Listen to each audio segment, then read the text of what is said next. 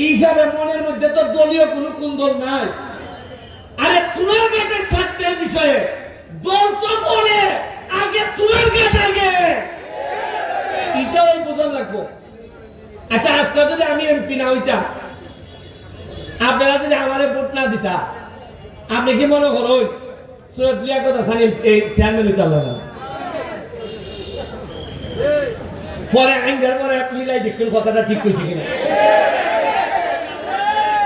এরা কইল না ওটা কিতা খারিছ, শেষ নেই লিয়াকত হাসান ভদ্রলোক বেটা কইল না বাবা আমি তাত নাই রে বাবা, খাম নাই। মাইছে শোনা গেল, মাইছে যখন বুঝতে লাগছে বেটা একটা লোক আছে ভালো, এমপি যে তো বানাই দিছি উপজেলা চেয়ারম্যান আমরা ভালো বানাইছেন। দেখছেন কি সুন্দর বুট। ওই আমরা সোহাগ এরে আমার সাথে গুলানতে কয় কয় এরে পৌরসভা খেলা করতো।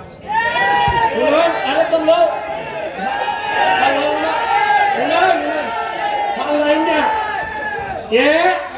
আমি এরে কইছি পৌরসভা না তুমি এমপি তুই খালি যাও, তবে মনে রাখতো আমার সাথে থাকো।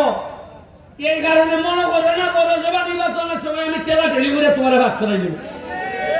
যাও খামলা দাও, প্রতিটা মানুষের করে যাও, মানুষের যে সালাম করো, খাম করো, হৃদয়ে খুশি করো, তাহলে আমি সুমানো তোমার আজকে তাহলে তুমি না হইবা। আর মজা মারবো বোঝা ভাই, আর এরা আপনারা খালি বইতে ভাই।